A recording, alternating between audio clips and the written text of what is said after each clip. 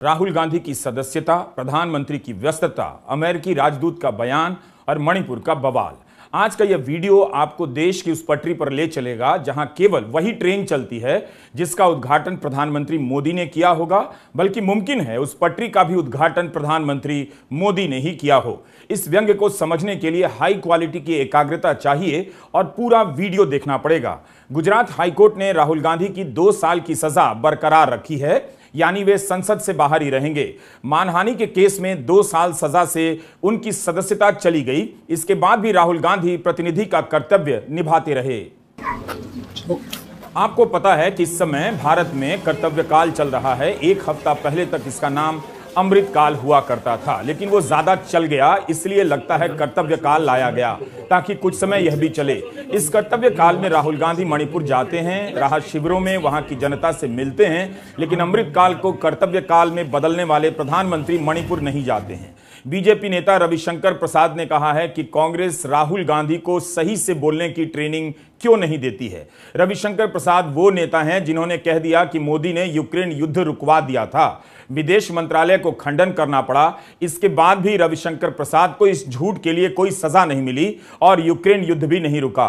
रविशंकर प्रसाद को राजनीतिक बयान देना चाहिए, बताना चाहिए कि राहुल गांधी का जो बयान है क्या उसके लिए किसी की सदस्यता जानी चाहिए। फिर उन्हें यह भी बताना चाहिए कि कांग्रेस की विधवा कहने वाले प्रधानमंत्री मोदी को सही से भाषण देने की ट्रेनिंग कौन देगा, बीजेपी देगी या रविशंकर प्रसाद खुद देंगे। तो अपमानित करना, बेइज्जत करना, एब्यूज करना राहुल गांधी की फितरत है। पहली बात हमें पूछनी है कांग्रेस पार्टी से, आज आप राहुल गांधी को कंट्रोल क्यों नहीं कर सकते? उनको ठीक ठाक बोलने की ट्रेनिंग क्यों नहीं दे सकते? जैसा कि आपको याद है, ये अपील 25 अप्रैल को फाइल की थी हमने हाई कोर्ट में, उच्च न्यायालय में, और 29 अप्रैल को और 2 मई को सुनवाई हुई। उसके बाद आरक्षित हुआ और आरक्षण होने के बाद 2 मई से आज 7 जुलाई को 67 दिन बाद आया है निर्णय कि ये जो कानूनी जूरिस्प्रूडेंस गुजरात से हमको मिली है, इसमें भी और सेशंस कोर्ट में भी, मैं समझता हूँ वो अद्वितीय है, क्योंकि उसका कानून में और कोई मिसाल नहीं है, बेमिसाल है। समांतर और कुछ नहीं है इस सब्जेक्ट में मानहानि के।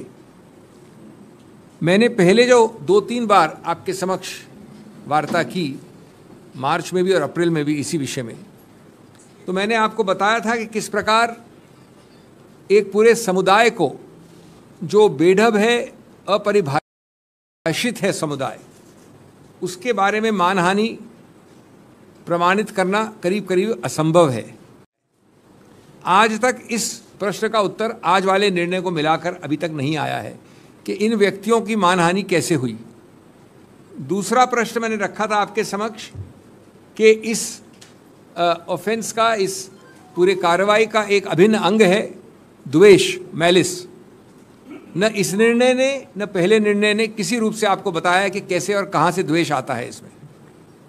और वो पूरी स्पीच जो माननीय राहुल गांधी जी की है, उस पर देख लिया जाए, 2 वाक्य हैं, उसमें कहाँ से द्वेष आता है, और उसका उत्तर भी नहीं दिया गया निर्णय में। और तीसरा भी मैंने एक प्रश्न उठाया था कि इससे याचककर्ता, शिकायतकर्ताओं को किस प्रकार से नुकसान, डैमेज, लॉस हुआ है, उसका भी, तीनों प्रश्न ये बिना जवाब के हैं।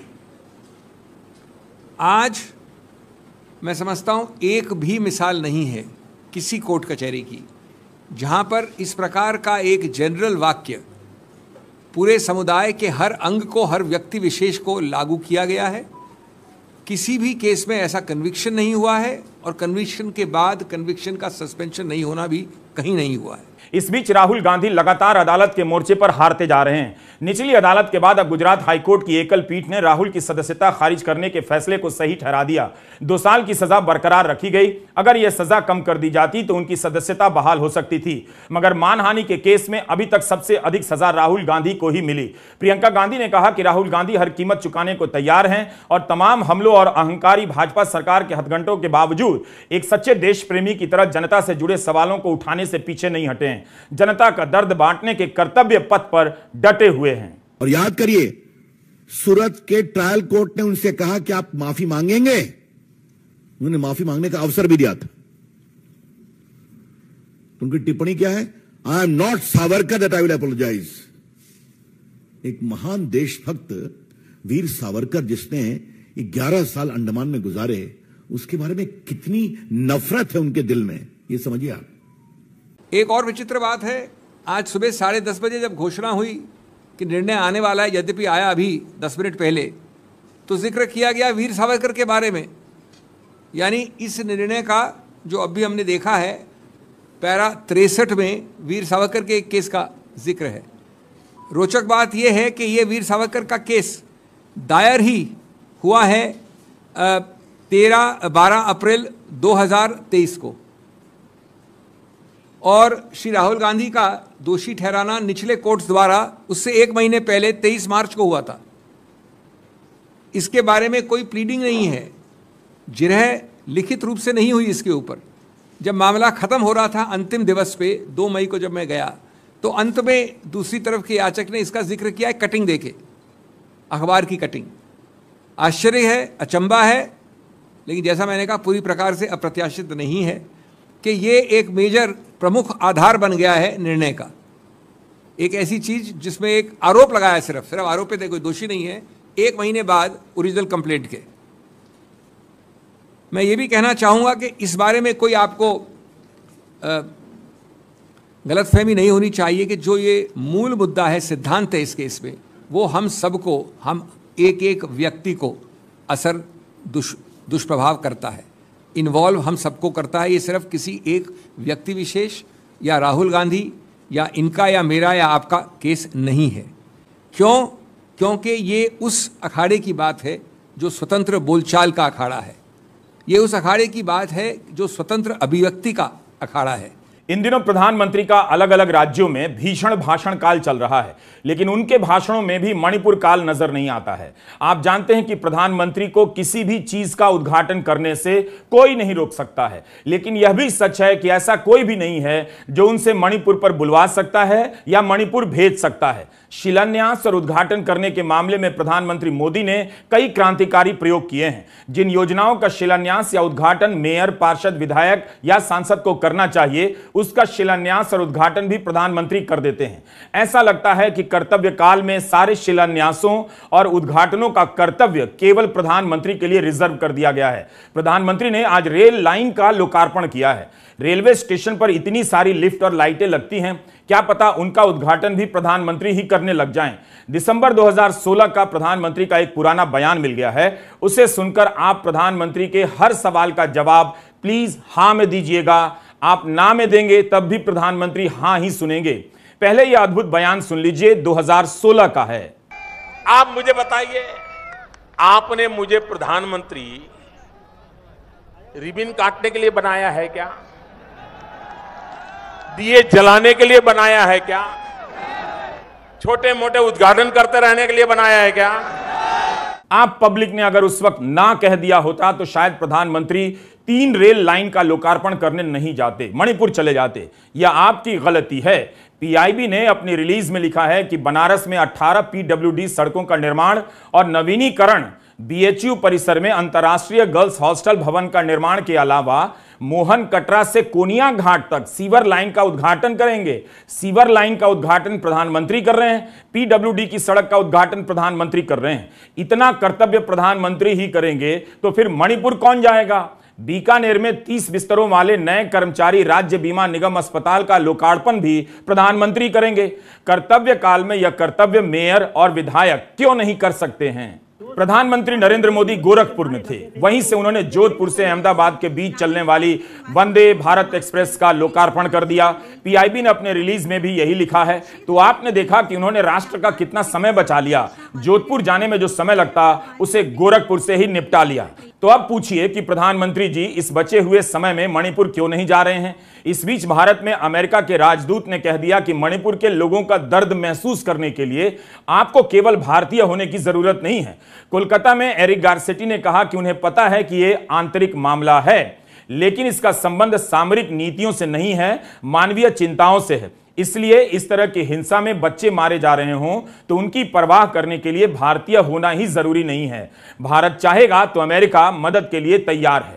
निश्चित ही इस बयान को आंतरिक मामलों में हस्तक्षेप टाइप के आरोप से निपटा दिया जाएगा, लेकिन इस बयान की गूंज उस चुप्पी से टकराती है जो प्रधानमंत्री ने साध रखी है। भारत में अमेरिका के राजदूत कह रहे हैं कि मणिपुर का दर्द महसूस करने के लिए केवल भारतीय होने की जरूरत नहीं है।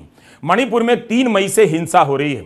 इसके बाद भी भारत के प्रधानमंत्री मोदी ने शांति की अपील नहीं की, मणिपुर का दौरा नहीं किया। मणिपुर में क्या इंटरनेट इसलिए बंद है ताकि कोई यह सवाल भी ना पूछे कि प्रधानमंत्री वहां जा नहीं सकते तो मुख्यमंत्री बीरेन सिंह से लेकर बीजेपी के विधायकों के साथ वीडियो कॉन्फ्रेंसिंग तो कर ही सकते थे।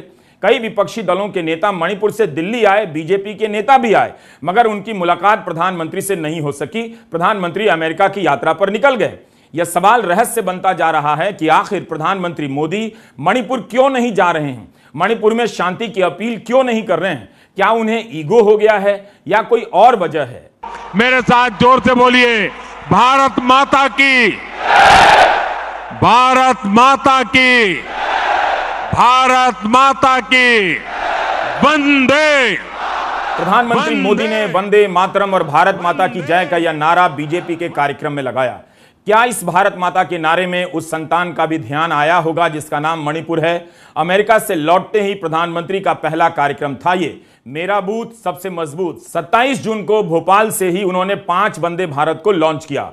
उसके बाद 1 जुलाई को फिर से मध्य प्रदेश के शहडोल गए। उस दिन प्रधानमंत्री ने इस सांस्कृतिक कार्यक्रम का आनंद लिया और यहां पर सिकल सेल एनीमिया के खिलाफ योजना लॉन्च की। 30 जून को प्रधानमंत्री दिल्ली यूनिवर्सिटी के शताब्दी समारोह में शामिल होने के लिए मेट्रो से यात्रा तय करते हैं। उनके साथ यात्रा कर रहे ये छात्र संयोग से सवार थे या पहले से इनका ही इंतजाम किया गया होगा, इसका जवाब मेरे पास नहीं। मगर इन छात्रों में मणिपुर या पूर्वोत्तर का कोई छात्र नजर नहीं आया। क्या यह भी कोई संयोग रहा होगा? लेकिन इस वीडियो में संयोग से मणिपुर आ गया, तब भी प्रधानमंत्री मोदी मणिपुर का जिक्र कर सकते थे। क्या उन्होंने इसके जरिए यह बताने की कोशिश की कि मणिपुर का जिक्र उनके सामने भी हो जाए तो भी फर्क नहीं पड़ता है? आप गौर से इस हिस्से को सुनिए। मणिपुर का जिक्र आते ही पीएम के चेहरे पर कोई भाव नहीं बदलता है। सहजता से वे अगले छात्र से बात करने लग जाते हैं। किसी से लैंग्वेज के 5-10 वाक्य सीख लिए, ऐसा कुछ किया? हिंदी आपने सिखाई? इस छात्रा ने भी मणिपुर का नाम लिया मगर हिंसा का नहीं लिया, हिंदी का लिया। उस दिन कांग्रेस ने सवाल दागा कि इतनी देर में मणिपुर ही चले जाते।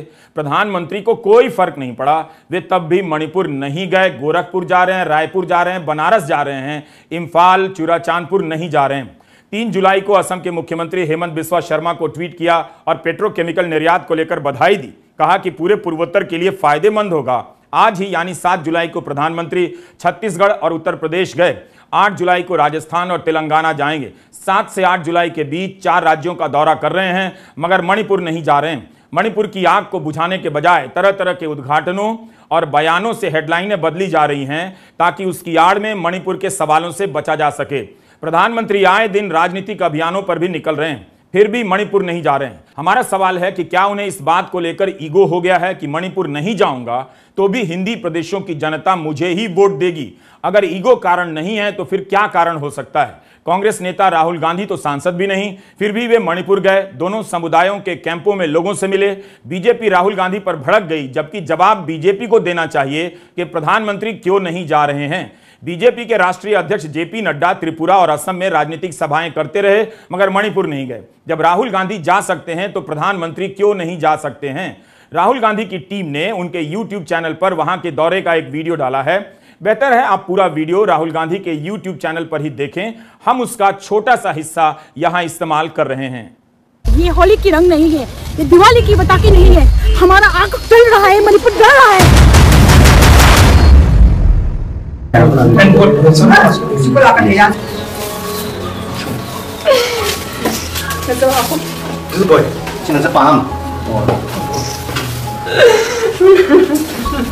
How many meals do they get?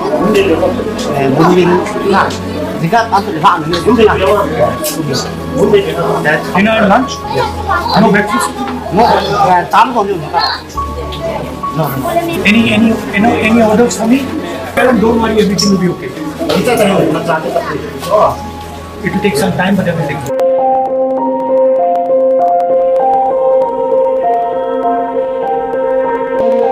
कब से यहाँ पे?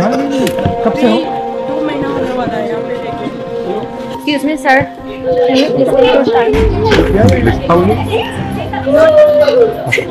No, don't crack up. Come on, please, can you? The mayor tried to defend our village, but we have no arms, no guns, nothing to protect us. We witnessed them burning our house with our own eyes. तो सरकार क्या कर रही थी इस time? अदुम मतम दा सरकार दा कई तौ जो एडमिनिस्ट्रेशन था, पुलिस थी, वो कहाँ? अदुम इन तो तौ दे सिंगांग मई लेबल पुलिस में भी जिंदा है इशू नुपा जे सिंग भी थोड़ा पानी दे दो उनको बचा के लिए प्यास लग रहे बोला है पुलिस औरत लेडी पुलिस थे उन लोगों को पानी थोड़ा मांग रहे वो भी नहीं दिया है सरकार ने करेगी हम भी तो बनो How could us give all the Manipuri people in front of us? मुख्यमंत्री बीरेन सिंह ने इस्तीफे का ड्रामा रचा, फिर वह ड्रामा भी खत्म हो गया।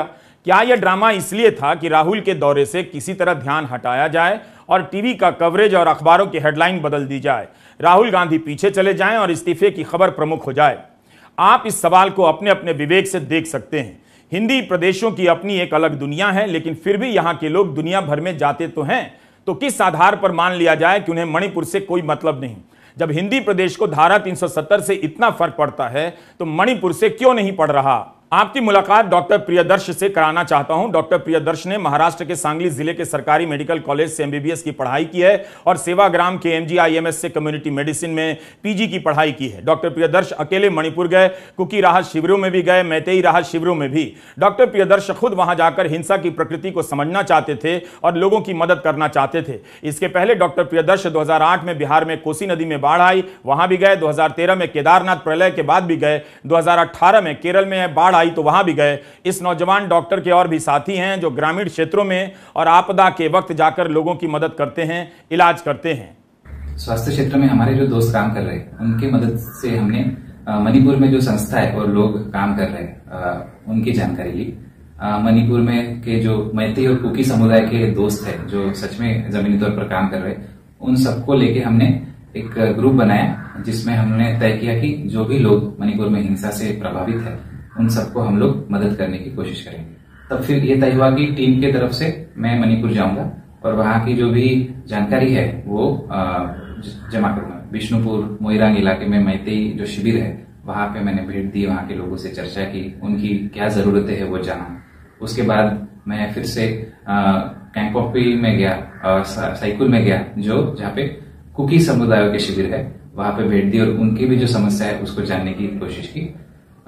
एक तो ये चीज पक्का पता चल रही थी कि दोनों समुदायों के बीच अविश्वास बहुत बढ़ गया है और हिंसा की काफी सारी घटनाएं हो रही है जिसके वजह से लोगों के मन में डर है, आक्रोश है, क्रोध है और एक दूसरे से वो बात नहीं कर पा रहे हैं। जगह जगह पे हिंसा दोनों समुदाय के बीच में घटित हो रही है। यदि आपको मैतेई जो भी लोग रहते हैं उस जगह से जहाँ पे कुकी समुदाय रहता है उस जगह पे जाना पड़ रहा है तो भी शायद आपको रोक दिया जाएगा। यदि आप कोई राहत सामग्री वहां पे भेजना चाहते हैं तो भी उस राहत सामग्री को छीन लिया जाएगा। मणिपुर में 2 महीने बाद स्कूल खुले और खुलते ही एक स्कूल के सामने एक वृद्ध कुकी महिला की गोली मारकर हत्या कर दी गई।